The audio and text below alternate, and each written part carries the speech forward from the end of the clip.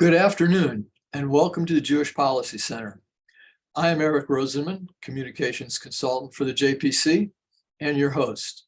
Today, we're going to consider the West Bank after current Palestinian Authority President Mahmoud Abbas.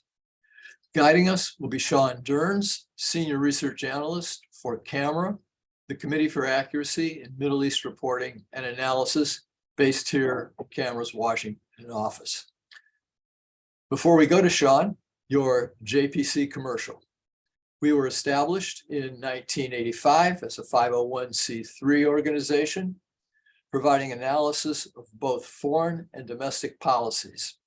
You can find us on our website, jewishpolicycenter.org. There you can read our insight articles and our magazine, inFOCUS Quarterly. The winter issue of inFOCUS is now online. It is focused on an agenda for the new Congress, including the congressional role in shaping foreign policy, the economy, healthcare, and fighting anti-Semitism, among other things. As most of you know, the JPC supports a strong American defense capability, U.S.-Israel security cooperation, and missile defense. We support the legitimacy and security of Israel against anyone who would deny them. As an organization that sits slightly to the right of center, the JPC advocates small government, low taxes, free trade, fiscal responsibility, and energy security, as well as free speech and intellectual diversity. In this series of talks, we have been very pleased to bring you scholars and policymakers on issues including the Abraham Accords, China and Turkey in Central Asia, the disastrous American abandonment of Afghanistan, U.S.-Israel security relations, and the American defense budget. Now, Sean Durns on the Palestinian Game of Thrones and what it means for Israel and the United States. Sean is a senior research analyst, as I said, for the Washington office of CAMERA, the 65,000 member Boston-based Committee for Accuracy in Middle East Reporting and Analysis. His writings and research have appeared in Washington Examiner magazine, Newsweek, Fox News, Mosaic, the Jerusalem Post, National Interest, National Review, and elsewhere. He has a master's in diplomatic history from the London School of Economics, where his dissertation focused on U.S. collective security policy in the early Cold War era Middle East. He has written several backgrounders, op-eds, and essays on Palestinian politics and terrorist groups. Now, Sean will make a brief presentation for all of our participants, and then we will go to questions and answers. Sean, the floor is yours. Thank you very much, Eric, and good afternoon. Thank you everyone for joining us. Unlike the HBO series, this webinar will not be about dragon, and it will not decidedly feature young and attractive kings and queens. But it will feature shifting alliances, the decline of a fat and vicious autocrat ruling what is tantamount to a rump state, and very regrettably violence. Israel right now, and I think this merits mention at the top of this webinar, is engulfed in a terror wave. At least 14 Israelis have been murdered in less than 2 months. Proportionally, this is the equivalent of 800 or so Americans, a staggering number, and one that is worth reflecting on. News reports are depicting this violence as a result of Israel's new governing coalition, that it is in fact new. A March 3rd, 2023 Associated Press report, for example, was headlined with West Bank in turmoil, new militants emerge. Associated Press reporter Isabel Debris asserted that groups like the Al-Aqsa Martyrs Brigade and Palestinian Islamic Jihad, among others, were new. She even suggested that they've been forced into their lives as terrorists. Why? Well, the lack of a Palestinian Arab state and the shunner peace process led them to, and I quote her, take up guns against Israel's open-ended occupation, defying Palestinian political leaders whom they scorn as collaborators.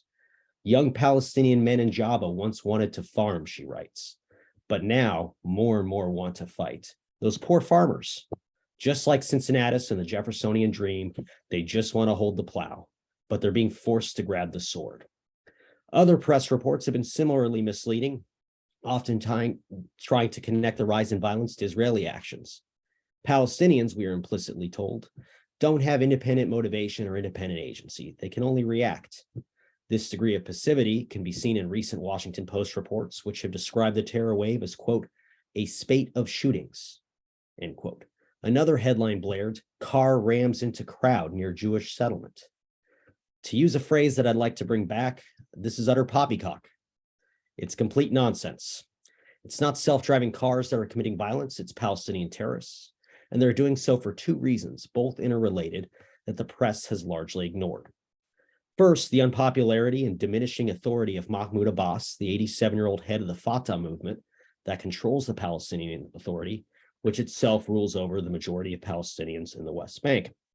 And second, the diminishing power of both Abbas and Fatah present the Islamic Republic of Iran with an opportunity to open up yet another front in their war against the Jewish state. A June 2022 poll by the Palestinian Center for Policy and Survey Research, based in Ramallah, found, and I quote, a significant drop in support for Fatah and its leadership. The survey of West Bank Palestinians found a significant change in the domestic balance of power in favor of Hamas. The tide has been shifting, and Iran is all too aware. Indeed, the 2021 war was sparked in part by Iranian proxies increasing their activities in the West Bank and seeking to capitalize off of Fatah's declining power. And that power is ebbing, thanks in large measure to Abbas. Abbas has ruled the PA since 2005, when he was elected to a single 4-year term. He is now in year 18 of that term. Unlike Arafat, Abbas did not come to power with the credentials of a terrorist, which is a key resume builder in Palestinian politics, regrettably. Instead, he had served as the foreign emissary and money man for the Palestine Liberation Organization. Abbas lacked, and still lacks, Arafat's charisma. These factors and the loss of the Gaza Strip to Hamas, Fatah's Iranian-backed rival, have further crippled the Palestinian leader, who can't claim to represent all of Palestinians. Abbas has reacted by centralizing power, imprisoning and reportedly torturing critics, expelling dissidents and rivals. He has refused to hold elections, including leading up to that 2021 war, which in part was one of the reasons why Iran chose to launch that war. The Palestinian Legislative Council hasn't even met since 2007. Laws are issued as decrees. So that brings us to today. Iran is steadily making inroads in the West Bank and increasing its presence. To be sure, Abbas has continued to pay salaries to terrorists and to those who herald those who murder and maim Jews. He has, on several occasions, incited violence, perhaps most infamously in 2015, when he said, we, quote, welcome every drop of blood spilled in Jerusalem. That preceded the 2015 so-called stabbing intifada. So it's not as if Abbas has been a peaceful leader, but unlike Arafat, Abbas hasn't carried out a terror campaign on the level of the Second Intifada. And unlike Arafat, his predecessor, Abbas has rejected support from the Islamic Republic of Iran, the world's foremost sponsor of terror and Hamas's chief patron. A West Bank after Abbas would offer new challenges both to Israel and to American interests in the Middle East. The greatest danger, and I can't underscore this enough, comes from Tehran and its proxies. Iran is, of course, committed to Israel's destruction. The regime has trained and supported several terrorist groups, including Hamas, Hezbollah, Palestinian Islamic Jihad, and the Popular Resistance Committees, among others, all of which surround the Jewish state. Indeed, the Islamic Republic's strategy is to wrap itself snake-like around Israel. And should Abbas die or be deposed, the West Bank would provide the regime with a new front. Iran seems to be planning for such an occurrence. The regime has been making inroads in the West Bank and capitalizing with growing fervor off of Abbas's popularity. According to the Shin Bet, Israel's domestic intelligence agency, Iran has been carrying out military intelligence operations in the West Bank for years.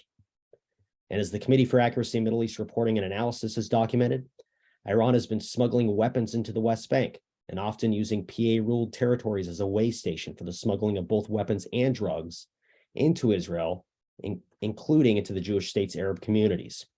By smuggling arms and sowing social discord, Iran is working to destabilize the West Bank. The Shin Bet has arrested several Iranian-trained operatives in the West Bank, some of whom were reportedly planning attacks in Israel. This has been going on, I should note, for years.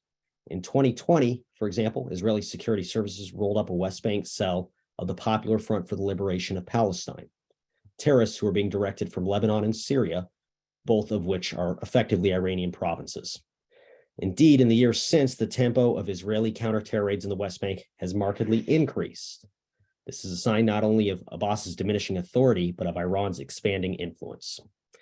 Hezbollah, the Lebanese-based Iranian-backed terrorist organization, has also been active in PA-ruled areas. Once called the A-team of terrorist organizations by U.S. Deputy Secretary of State Richard Armitage, Hezbollah possesses more missiles and rockets than almost any other country and maintains a presence on nearly every continent. It is, by a wide margin, Iran's most capable proxy, and it does have operatives in the West Bank.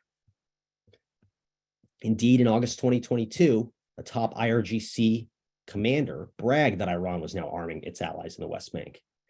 That commander, Hossein Salami, told Iranian state media that this was part of the regime's strategy to continue its jihad, quote, against the Zionists.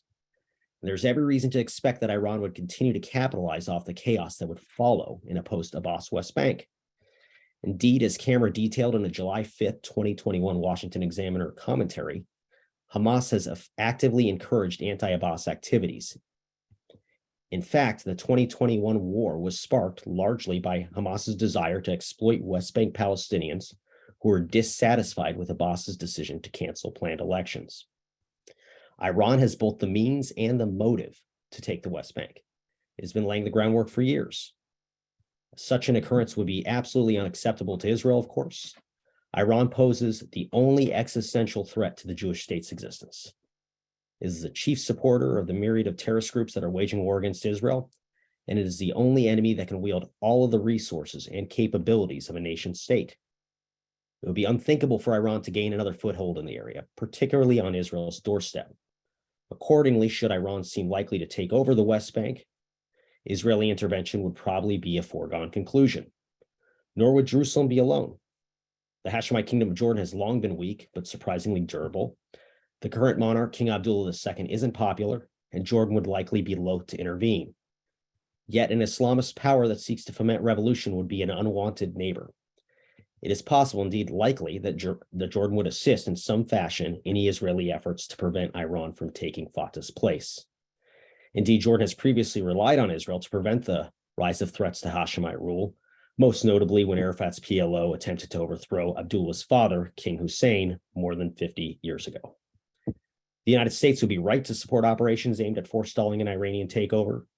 Failing to do so would be tantamount to abandoning longtime allies and would erode U.S. deterrence and credibility in a region that remains key to American interests. Of course, the reason for the West Bank's vulnerability can't be overlooked or overstated. I mentioned earlier the poll by Palestinian Center for Policy and Survey Research, which found a significant drop in Fatah support. That's the first time that Hamas has dramatically eclipsed Fatah in poll numbers in the West Bank. Interestingly enough, I should note that the figures in polling from Gaza do not reflect what the figures in West Bank show. And of course, that's because the Gazans actually have the experience of living under rule by an Iranian proxy. So they know that it's far from ideal. Now, importantly, Abbas lacks a true designated successor. In February 2022, Abbas promoted a longtime associate to an important post. Hussein al-Sheikh, who is described by Reuters as an Abbas confidant, was named to the PLO's executive committee. In June 2022, he was appointed Secretary General of the PLO, effectively making him Abbas's number two. Al-Sheikh is a quarter century younger than Abbas. He seemingly has the support of the older man, as well as established relationships with Israel from when he previously served as a liaison to the Jewish state. But it would be a mistake to assume that Hussein al-Sheikh would be anointed. Like other successful autocrats, Abbas has prevented any rival centers of power from forming and gaining enough strength to challenge his rule. In February 2022, the PLO Central Council named the 73-year-old Rahi Fatah, another Abbas aide, to head the PLO's National Council. Fatah, however, is older than al-Sheikh, and he was not subsequently named to be Secretary General of the PLO. There are also other potential successors. Mahmoud Abbas, who Cameron's written about and studied extensively, is the deputy chairman of Fatah and was called a likely successor to Abbas back in 2018, but he has seen his star fade in recent years. Alul's nickname, I should note, is Abu Jihad, Father Jihad. He does have the terrorist credentials that Abbas lacks. Mohammed Sheta, the PA's prime minister, is another possibility. Abbas himself was actually briefly prime minister in 2003, but this appointment was largely due to Arafat conceding it to the West, who was at the time pushing for Abbas. But in the realm of Palestinian politics, there is at least that one precedent.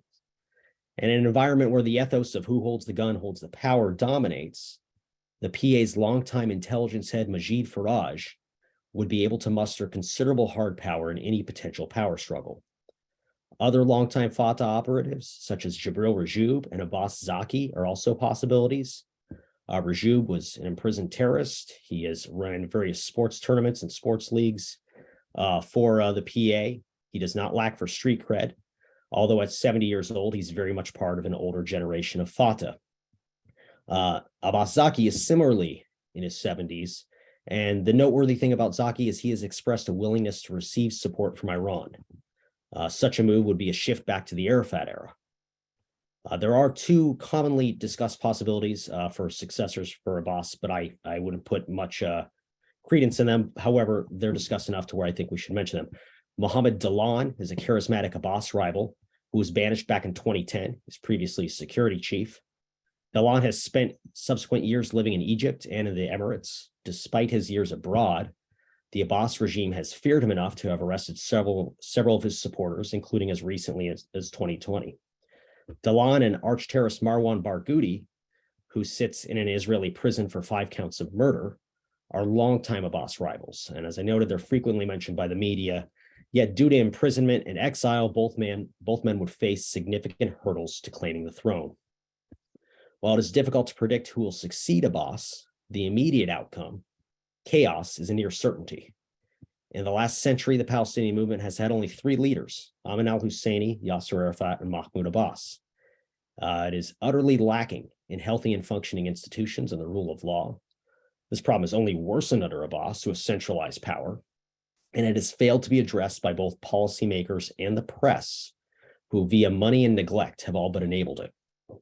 Their derelictions will soon prove costly, I fear, and it will be up to Israelis, Palestinians, and potentially the U.S. itself to pick up that tab. Thank you. Sean, thank you. Remarkably detailed, illuminating, and timely. That I just want to tell our audience what you just heard from Sean. It illuminates why I think Sean is one of the best analysts on both media coverage or miscoverage of Israel and internal Palestinian politics. And that's why, as you heard in the introduction, his work has appeared so widely. Sean, your presentation has caused me to junk my first question that I had planned to ask you and ask a question with a little historical background. You have described Iranian penetration into both Palestinian organizations and into the West Bank. And we know that Iran funds Hamas and Palestinian Islamic Jihad and so on in Gaza. But I did not really realize the depth of Iranian activity as opposed to aspirations in the West Bank. This causes me to ask, if in the 70s and 80s, the PLO, which is the Palestinian Authority under its original name in a sense, the PLO was a Soviet surrogate, client, trainee, recipient of arms and funds, all of those things. To what extent has the Palestinian cause been co-opted by an Iranian overseer as opposed to simply an Iranian opportunist? That's an excellent question. And I think that historical parallel, it fits, as you noted, the PLO was a Soviet proxy of sorts. And for that matter, the predecessor to the PLO under Ayman al-Husseini and his movement was also, of course, had links to the leading authoritarian regime of its time, the Nazis. So I think that Iran has faced, they face significant hurdles, and we've seen this, in fact, with Islamic Jihad and its own rise, because, of course, Iran is Shia, and the overwhelming majority of Palestinian political groups and terrorist groups are Sunni. So that has hindered Islamic Jihad's growth in the past. But that's just one proxy. And Iran, importantly, has shown itself more than willing and more than able to fund Sunni terrorist groups, including the Palestinian variety. So I think that this is very much a conscious effort and strategy on Iran's part. They say so in state media frequently, and groups such as Hamas have openly heralded the support they receive from Tehran. So Iran does exercise, I think, I don't want to say decisive influence, but considerable influence. There are no wars that are launched from Gaza without Iran's approval, not in my judgment. So I think that this is it's all part of Iran's strategy. They want to, folks from FTD, the Foundation for Defense of Democracies, Mark Dubowitz and others, have noted that as what Iran would like to have happen is kind of a South Korea, North Korea situation. Be right up on Israel's doorstep, surround it, and if possible, of course, and this is a different subject for a different webinar, be a nuclear power as well. So this is all part of their strategy to vanquish the Zionist foe, as they call Israel. Okay, thanks. I appreciate that, and it expands my understanding. All right, a couple questions combined into one. So Abbas is no longer on the scene for whatever reason. He's shuffled off this moral coil. He has been pushed aside for whatever reason. He's no longer in charge. Does internecine civil war break out between Hamas, the Palestinian Authority, other factions? Does the dismantling of the Palestinian Authority become a viable option for Israel? And would that mean reoccupation of Area A cities? Or would it be better for Israel to stand back and let the Palestinian factions fight each other to exhaustion? Oh, man. Yeah, pretty much everything, the kitchen sink too. That's a lot to take in. The safest answer, as one of my philosophy professors back when I was an undergrad used to say, is depends. And so I think it would depend. Generally speaking, I think that certainly Israel's security establishment would prefer to leave the PA in place.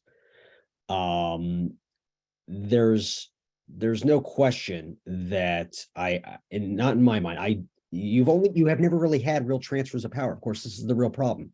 There are no institutions and rule of law. That entire tradition does not exist in Palestinian politics. And in fact, Palestinian politics, of course, is often synonymous with Palestinian terrorist groups. So when you don't have that sort of tradition, the peaceful transfer of power is not really a thing. Ayman al-Husseini led the movement for nearly half a century. He had a meeting, I think it was in '69, with Arafat in Beirut, where he more or less handed over the keys and said, okay, this is, I'm throwing my support to you. Arafat himself had been around for several years, Fatah being formed, I think, in '58. So that's a rare instance, however. What you did see in the 1930s, where you had, I think, the first real intifada, 1936, often called the Arab Revolt, you did see significant internecine Palestinian violence, clans fighting clans, and the emergence of different groups. So that is, and this also, again, in what's called the Second Intifada, 2000, 2005, also happened then. That was also kind of a rare instance. The West had gotten a lot more involved. When I say the West, I mean in particular the United States. They're pushing for Abbas. Arafat had appointed Abbas to be his prime minister, despite the fact that the last several years preceding that, the two men were not getting along. Abbas reportedly opposed Arafat's decision to launch the Second Intifada, according to Grant Rumley and Amir Tibbin in their biography of Mahmoud Abbas. And Arafat was, trapped in a compound. So before he died. So the two instances that we have to go off of in the history of Palestinian politics suggests that I think that internecine violence is almost a certainty. There will probably be fighting. I think that's a fair bet. And that peaceful transfer of power is unlikely.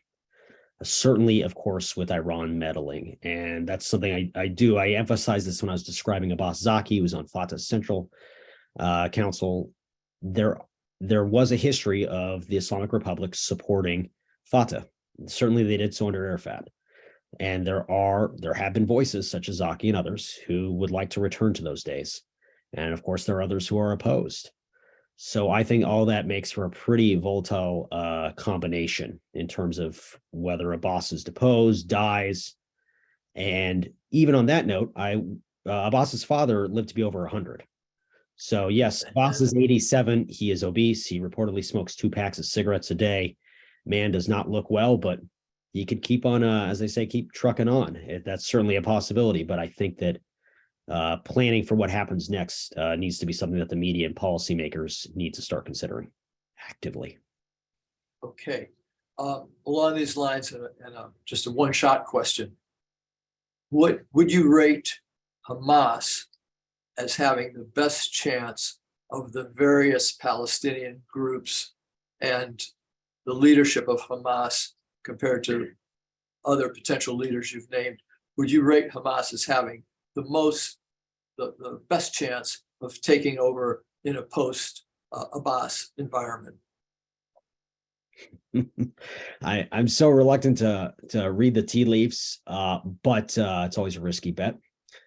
But I'll give it a shot. Yes, I think so. I think that it would be easy for us in the West to look at the successive wars that Hamas has brought since taking over the Gaza Strip, to look at the growing dissatisfaction of Palestinians living in Gaza under Hamas rule, and thus conclude that Hamas would not be a viable option. But I don't think that that's the case. Certainly, Hamas has the means, they have the morale, importantly. A lot of Fatah's leadership is quite old. That's not as much the case with Hamas. And of course, we do have an example there to go off of. In 2006, late 2006, there was a bloody civil war between Hamas and Fatah, and Hamas won that decisively and seized the Gaza Strip. This was following elections in which Fatah was trounced by Hamas. So I think that Hamas is a good bet. They do have the support of a nation state actor, Iran. They have the morale. They have the weapons. And I think it would be a mistake to underrate them accordingly. That being said, there is an existing security architecture in the West Bank that would make that a bit difficult, to say nothing. I mean, I don't think it would be an easy thing for them to do. Okay. Absent Hamas, absent Iran and Iranian support, how much would this diminish the role of Hamas, Palestinian and Islamic Jihad? You mentioned before the Popular Resistance Committees. How much would this diminish their activity and their threat vis-a-vis Israel? Tremendously. I think Iran is the big thorn in the side of regional peace, and certainly they're the main actor and most effective actor in committing violence against Israel and terrorism. Fatah, all these Palestinian movements are so reliant, exempting Fatah, on Iranian support, that I think that if Iran is removed from the equation, the possibilities of peace. And I'm not the sort of person that's going to be forecasting, peace in the Middle East, but I think it greatly improves. Iran is the regional spoiler par excellence. Okay. And I'm going to ask, this is another one of those kitchen sink questions, but it all comes to pretty much the same point. So you'll have time to think about responding as the question unfolds, because I'm going to combine questions from 2 of our viewers with one in-house question. So the in-house question is, it's been 30 years since the Oslo Accords and the expectation by some, at least, of a negotiated two-state solution and Israeli-Palestinian peace. It didn't happen. Is that because Palestinian nationalism is fundamentally about destroying Jewish nationalism, that is Israel and Zionism, rather than building a new Palestinian Arab state? Or are there other reasons? I'll take a go at that, and then I'm going to go back to related questions from our viewers. In a word, yes. Okay. That is, I think, the dominant reason. The construct of Palestinian nationalism is anti-Zionism. It's to oppose the existence of Jewish self-determination. I think that's been the case since its inception. And a good example of that is, in 1920, 1921, Ahmed al-Husseini wasn't agitating for separate Palestinian Arab state. He was agitating for that portion of Palestine to join Syria and be part of the Southern Syria movement under King Faisal. And why? Because he viewed this as the best means to oppose Zionism. So I think from the very beginning, the construct of Palestinian nationalism was predicated on anti-Zionism. And it's just been to oppose. It's not been to build institutions, not been to build the rule of law. And I think that's why we see ourselves in the situation where we're at today. Okay. So two of our viewers, related questions from two of our viewers. One asks, what can or what should Israel and the United States do? We've been focusing on the difficulties to help the region undergo a smoother and less harmful transition in the post-Abbas era. And a related question, separate but related, is given Iranian involvement, what does a Palestinian state look like? Is it possible, even given the players that we have now? Well, I think that a Palestinian state with the players that we have now is more of the same. With Iranian influence, you're looking at effectively another Gaza. I don't see how I view it as, I feel very confident making this prognostication. Israel will not allow an Iranian take over the West Bank. It just it won't happen. That would be another Operation Defensive Shield. They would be going in, just as they did in the Second Intifada, and it would be a really absolutely horrific thing, I think, in terms of casualties, in terms of everything. It would just not be a great scenario. I think what the U.S. can do, if going back to my previous statement about Iran being the chief spoiler and agitator, is it can, actually crack down on Iranian influence and support for terrorist groups, and it can do so with the understanding that money is fungible. So if you enact certain sanctions against, as the current administration has done, against Iran, but leave other doors open, that's not effective. That's not effective. So I think that is probably the best bet. There are the security forces. There have been Palestinian Authority security forces that have perpetrated attacks. And there are some that are seemingly, from what we can tell, also cooperating with groups that are opposed to Abbas. But that being said, there are Palestinian Authority security forces and officials that have a long history of relations, good relations with the Israeli security establishment. So capitalizing off of those relations, I think it would be key to preventing an Iranian takeover. But I think this is something, my understanding is that this is something that Israel's security establishment is quite concerned about, and understandably so.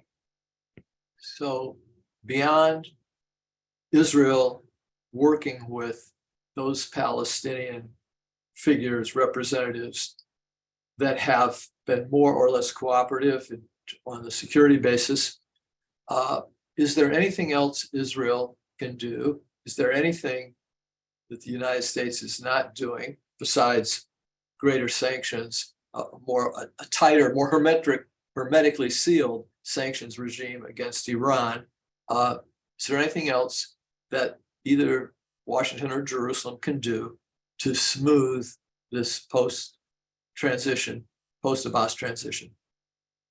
Well, I think that one thing, a real error that the United States has made, in my judgment, and I should note, Canberra does not take policy positions, so this is purely my own 2 cents. But the United States has given considerable aid to the Palestinian Authority, has trained the Palestinian Authority security forces, and the PA is utterly reliant. It's completely dependent on foreign aid. And so the U.S. has tremendous leverage, and it could have, should have, and should in the future use that leverage to actually encourage institution building and the rule of law. Instead, you have a situation where the PA continues to pay tax-deductible salaries to those who murder and maim Jews. And with one brief exception, that has been the policy, and the U.S. has done nothing. It has not used its leverage to encourage institution building. And that is something that is a bitter seed that's being sown, and we're going to be reaping it. So I think that using the leverage that we have to encourage durable institutions in the PA is essential. We have not done that for 30 years. Speaking of leverage, could the United States, could Israel, separately or together, publicize the personal wealth of Abbas, his family, his sons, who are, as I read, notorious for this, the accumulation of wealth from the aid that has gone, foreign aid that has gone to the Palestinian Authority and so on, conversion to personal wealth of Abbas and his family and close associates. Could Israel, the United States, even other Western governments, the EU, use this as leverage for better Palestinian behavior? They could. The Abbas's kleptocratic ways and the kleptocratic ways of the Fatah ruling elite is certainly no secret. It's no secret to the Palestinians. Polls Palestinians consistently show they're well aware of Fatah's corruption. I think, and of course, so is the West. This is another thing that we could potentially use to encourage better behavior. We have all these tools at our disposal, and we have tremendous leverage, but we don't seem to have a predilection for using it. We're getting close. We generally run 45 to 50 minutes on these webinars, so we're getting toward the end of our session here, and I've got a couple of questions that still must be asked. So I'll be quick, and you'll give us the Reader's Digest. People, if anybody here remembers what Reader's Digest was, you'll give us the short version. Responses. Iran appears to be very close. We read that they've enriched uranium now to over 85, 87%. Basically, they're on the verge of being at bomb enriched level. And Israel has said it won't tolerate this. If in the very near future, Israel strikes Iran, what happens with these Iranian-backed regimes, organizations in Gaza and the West Bank? That's a second front. They attack Israel. I think that would be something I would also be quite confident in predicting, that Iran's proxies, be it in Lebanon, Syria, Gaza, Iraq, and potentially in the West Bank, and for that matter, potentially in Israel itself. I think that they attack Israel. Absolutely. You said Israel itself. Tell us a little bit in a couple of sentences about Iranian involvement with Israeli Arabs. So, and this is something that JPC has done great work on, highlighting the role of Iran smuggling weapons into Israel's Arab communities, which have been used for crime. And this is one of the reasons behind, an exploding homicide rate in Israeli Arab communities, which the Western press has talked about, but hasn't really looked at the reason why that's occurring. And part of that's because Iran is purposely trying to sow social discord and violence. We know that in the last war, they actually had an operations center in Lebanon. This is something that Jonathan Schanzer of FTD has talked about quite a bit. They ran an operations center in Lebanon during the last war, which was purposely focused on messaging to Israeli Arabs and to trying to incite interethnic violence, which would be, of course, absolutely awful. So this Iran's ambitions and its strategy, I think, is quite clear. Less clear is, unfortunately, Western resolve. Okay, this is, I think, related to the answer you just gave, but we'll clarify. This year, as you mentioned in your presentation at the beginning, has started with an unusually high rate of fatal Palestinian terror attacks on Israelis and Israeli security forces retaliating against Palestinian gunmen. And so this is a higher level of lethal activity that has gone on in recent years. Why is that? This is mostly Iranian, as you've seen, instigation, or other reasons as well? Both. C, option C. It's Iranian instigation, I think, yes. And also Abbas's power and influence in the West Bank. It's ebbing. It's ebbing. Cameron wrote a piece for Washington Examiner nearly 2 years ago talking about Palestinian Authority's diminishing rule in various West Bank towns and villages, some of which have even appealed to Jordan for help. So that I think that, you know, the king has the crown, but his rule is becoming increasingly frayed. And this is why we're seeing an uptick in terrorist attacks. It's a huge part of it. Okay, I'm going to combine the two last questions. And as we have a tradition here, Shoshana O'Brien traditionally likes to ask a last question that admits at least of an upbeat or positive answer. I'll give you the second part of this, and maybe it has a positive aspect. So the first is, are there, of the Palestinian leaders, potential successors to Abbas that you mentioned earlier, are any of them people who could or would seriously, in your estimation, engage in negotiations with Israel, what we would consider in the West compromise negotiations, or are these all river to the sea people? That's one. And then the last question you could think about as you're answering the first, perhaps this one admits of an upbeat answer. Would Saudi Arabia and or the Emirates help Israel repel Iranian efforts to manipulate the Palestinians in the West Bank to their advantage in the post-Abbas? Great questions. I do think that there would be the possibility of certainly of Arab support, if private, from say the Saudis or the Emiratis, of handling or forestalling an Iranian takeover of the West Bank. I wouldn't expect that to be open, and frankly, I wouldn't expect that to even be necessarily needed. I'm not sure that there's something militarily that the Saudis could provide that the Israelis don't already have.